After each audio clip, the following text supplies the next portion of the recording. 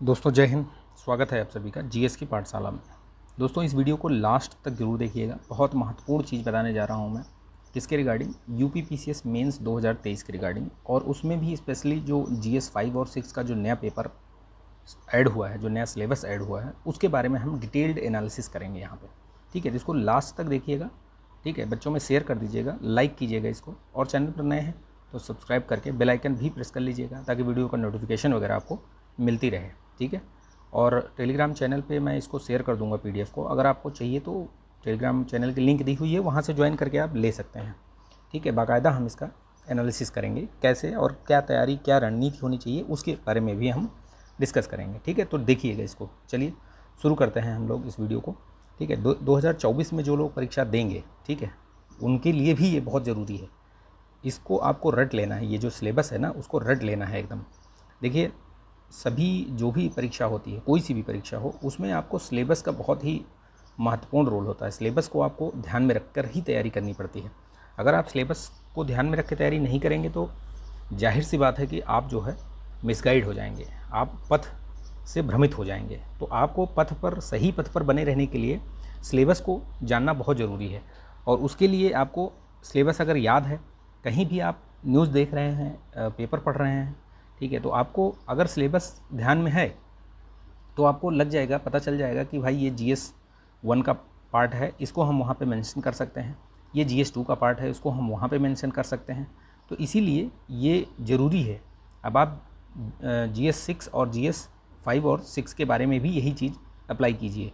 ठीक है, कहीं भी आपको कोई चीज़ ऐसी दिखे जो उत्तर प्रदेश के शासन प्रशासन और जो भी इसके इतिहास, भूगोल, सभी से जो भी संबंधित चीज़ें आपको दिखें, तो वो कहाँ से किस में लिंक होगी, कौन से टॉपिक से लिंक होगा, वो सारी चीज़ें हम आप यहाँ पे डिस्कस करेंगे। तो चलिए शुरू करते हैं इस वीडियो को। ठीक है दोस्तों, इसको लाइक कर दीजिएगा यार, लाइक कीजिए, शेयर कीजिए। चलिए शुरू करते हैं। देखिए, जीएस जो 5 है उसमें क्या है बेसिकली, तो वो जानना बहुत ज़रूरी है, और इसीलिए मैंने बोला कि इसको रट लीजिएगा। ठीक है, आपको एकदम कंठस्थ होना चाहिए ये। तो देखिए, जैसे जीएस 5 में मैंने क्या करा है, ये तो पहला एक मतलब पूरा सिलेबस मैंने टाइप कर लिया है। ठीक है, और इसको टाइप करके मैंने फिर प्रिंट निकाल लिया।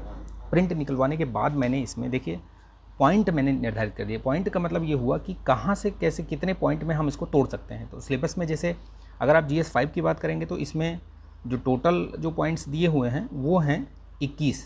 ठीक है, मतलब मेन पॉइंट्स, लेकिन सब हेडिंग्स में, सब पॉइंट्स में आप इनको तोड़ सकते हैं। तो जैसे मैंने तोड़ा है तो आप देख रहे होंगे, ये मैंने लगभग 75 पॉइंट्स में, छोटे छोटे पॉइंट्स में इनको मैंने बाइफरकेट कर दिया है। मे बी ये कम भी कर सकते हैं आप, ठीक है, मे बी आप इसको और बढ़ा भी सकते हैं। तो ये कोई मतलब हार्ड एंड फास्ट रूल नहीं है कि आप 75 में ही रखिए। ये तो मैंने अपने सुविधा के अनुसार मैंने इस चीज़ को बना दिया है। ठीक है, देखिए, इसमें कुछ चीज़ें मैंने लिख भी रखी हैं कि किस पॉइंट के साथ ये मैच कर रहा है। ठीक है, जैसे यहाँ पे 0.5 के साथ ये मैच कर रहा है सब, मतलब ये समझ रहे हो। तो इस तरीके से मैंने इसको बहुत इसमें मेहनत किया है, इसको बहुत सारी इसमें कुछ चीज़ें मैंने इनपुट्स डाले हैं, दिमाग लगाए हैं। ठीक है, तो इस चीज़ को आप लाइक कीजिएगा, शेयर कर दीजिएगा दोस्तों में। चलिए देखिए, जैसे पहला पॉइंट दिया हुआ है कि उत्तर प्रदेश का इतिहास। ठीक है, तो पहला मैंने पॉइंट डाल दिया इतिहास, फिर सभ्यता, फिर संस्कृति, फिर प्राचीन नगर। तो ये पहले ही पॉइंट में 4 सब पॉइंट हो गए। इसी तरीके से आपको सारे पॉइंट्स को तोड़ लेना है।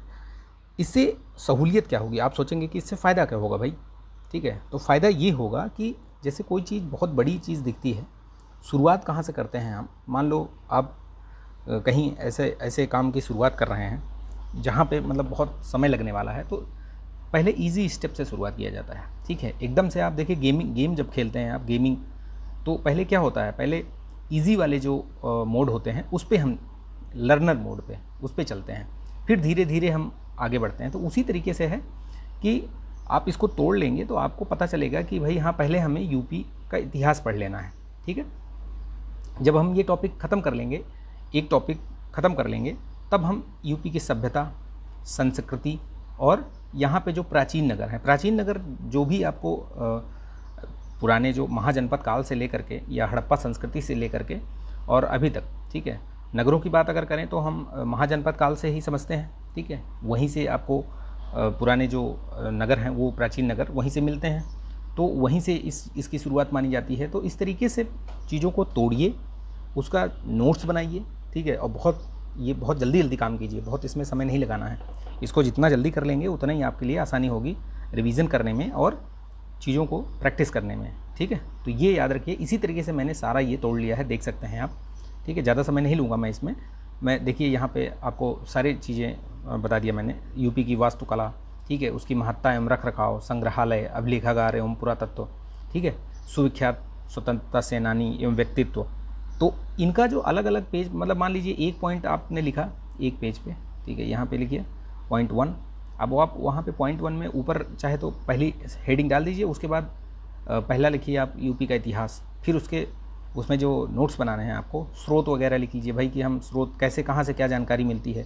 तो स्रोत में आपको पता है कि भाई पुरातात्विक स्रोत होता है। जैसे हम इतिहास अगर पढ़ते ही हैं तो इतिहास में यही सारी चीज़ें तो पढ़ते हैं, तो वही यहाँ भी है। पुरातात्विक स्रोत हो गया, साहित्यिक स्रोत हो गया, है ना। फिर जो विदेशी यात्री अपना यात्रा वृत्तांत वगैरह लिखा है लोगों ने, उनका स्रोत हो गया, वो वाला स्रोत हो गया। तो इस तरीके से नोट्स बनाइए आप, बढ़िया से नोट्स बनाइए, ठीक है, ताकि आपको रिवीजन करने में टाइम ना लगे। और नोट्स भी ऐसा होना चाहिए एकदम क्रिस्प, मतलब बहुत, अब आप एक पॉइंट पे अगर आप 10 से 15 पॉइंट लिख लिया आपने उसके बारे में, उतना ही बहुत है। उसको आप एलिब्रेट कर सकते हैं, मतलब उसको विस्तार दे सकते हैं आप, ठीक है। अब एक पॉइंट को लेकर के आपने 10-15 पेज लिख लिए तो फिर वो बेकार है, वो आप रिवाइज़ नहीं कर पाएंगे। उसका रिवीजन करना मतलब महाभारत है। तो इसीलिए बोला जाता है कि नोट्स ऐसा होना चाहिए जो एकदम कम समय में आपको चीज़ों को रिकलेक्ट करवा दे, ठीक है। तो इस तरीके से बनाइए आप। देखिए इस तरीके से मैंने सारा इसको क्लियर कर रखा है, ठीक है, ये बना रखा है मैंने।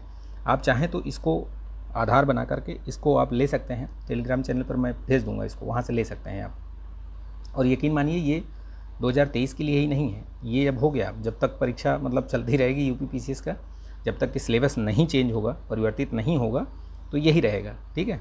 तो 23, 24, 25, 26 जिसको भी जब भी देना है वो इसको आप लेके इसी तरीके से अपना तोड़ के रख लीजिए, टेबल पे लगा लीजिए इसको, ठीक है। अन्य जो हैं उनको भी GS 1, 2, 3 के साथ ही जो है ये 1, 2, 3, 4 के साथ ही ये आपका 5 और 6 का भी लगा लीजिए, ठीक है। तो ये इस तरीके से हो गया, ठीक है। अब मैंने इसमें देखिए GS 5 में भी उसी तरीके से GS 6 में भी किया हुआ है, ठीक है। GS 6 में भी मैंने वही चीज़ें अपनाई हैं। तो इसमें चूँकि मैंने अपने हिसाब से किया है, आप लोग अपने हिसाब से कर सकते हैं। लेकिन अगर यही वाला PDF आपको चाहिए तो टेलीग्राम से ले लीजिएगा, ठीक है, मैं उसमें वहाँ भेज दूँगा। देखिए ये सब मैंने लिख रखा है, क्या क्या कैसे कैसे है, मोटा मोटा जो एकदम थीम, मतलब कह सकते हैं कि इस पे ही आधारित है, ठीक है। तो वो चीज़ें मैंने यहाँ भी मेंशन कर रखी हैं अपने लिए, ठीक है। अगर आपको ये समझ में आएगा तो ठीक है, नहीं आप अपने हिसाब से बना लीजिएगा। इसमें भी वही है, GS 6 में देखिए इसमें बेसिकली इकोनॉमिक्स और ये सारी चीज़ें हैं, अर्थव्यवस्था, बजट की मुख्य विशेषताएं, बुनियादी संसाधनों का महत्व, ये सब, ठीक है, व्यापार, वाणिज्य, उद्योग। तो ये इनको आपको इस तरीके से बनाना पड़ेगा। अब भाई परियोजनाएं और नियोजित विकास से जो भी आपको मैटर मिले वो एक जगह लिख लीजिए, 8-10 पॉइंट में, कम से कम 10 पॉइंट होने चाहिए। एक टॉपिक में आपके पास कम से कम 10 पॉइंट होने चाहिए, 10 से 12 पॉइंट, उससे ज़्यादा भी नहीं होने चाहिए और उससे मतलब कम भी ना हो, बहुत मतलब एकदम कम भी ना हो कि लिख ही ना पाएँ आप, ठीक है। क्योंकि 125 नंबर और आपके ये 125 वाले ये आएंगे 125 शब्द में और दूसरा 200 वर्ड में, तो उतना आपके पास मैटर होना चाहिए, ठीक है, याद रखिएगा ये चीज़। तो 10 प्रश्न आपके रहेंगे 125 नंबर 125 शब्द वाले और 10 रहेंगे आपके 200 वाले, तो वो चीज़ ध्यान रखिएगा आप, ठीक है। चलिए देखिए, तो ये सारी चीज़ें मैंने आपको बता दी, इसमें बहुत कुछ और बताने लायक नहीं है। अब मैं थोड़ा सोर्स के बारे में चर्चा कर लेता हूँ।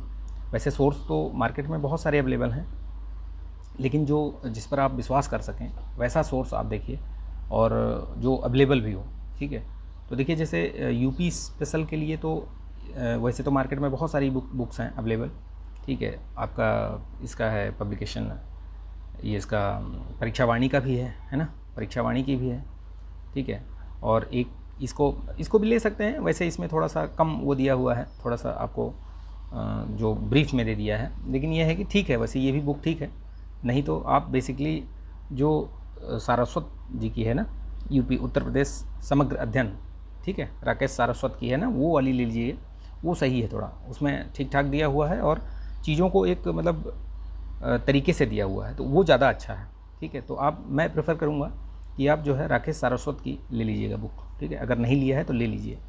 और मार्केट में अभी जो GS 5 और 6, ठीक है, इसके लिए देखिए अभी बहुत सारे प्रकाशन जितने भी हैं, चाहे वो दृष्टि हो, बड़े बड़े जितने भी हैं जिनकी प्रकाशन की जिनकी पुस्तकें निकलती हैं, जैसे घटना चक्र हो गया, ठीक है, ये सब निकालेंगे।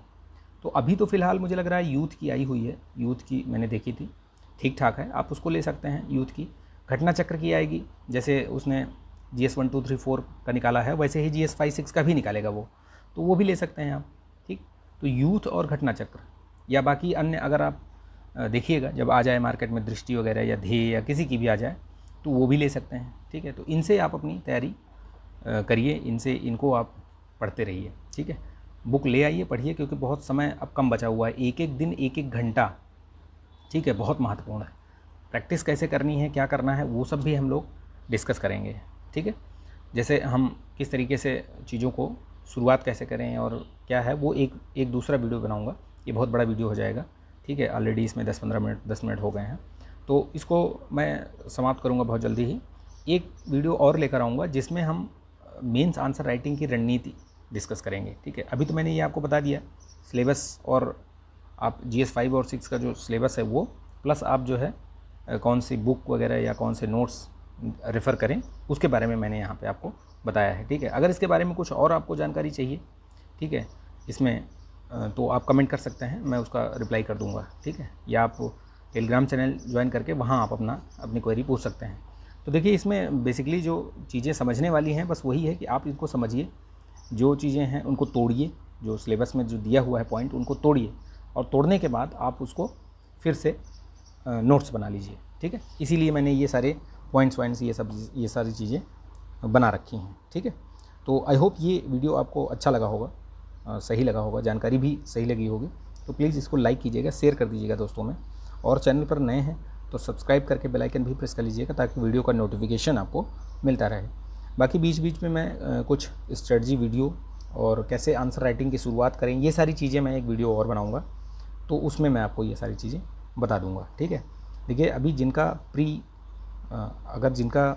प्री में श्योर हो, ठीक है, मतलब जिनके 90+ मार्क्स बन रहे हैं, 90+ जो क्वेश्चन बन रहे हैं, ठीक है, नेट क्वेश्चन, तो वो तो मतलब बिंदास तरीके से आप एकदम लग जाइए, ठीक है।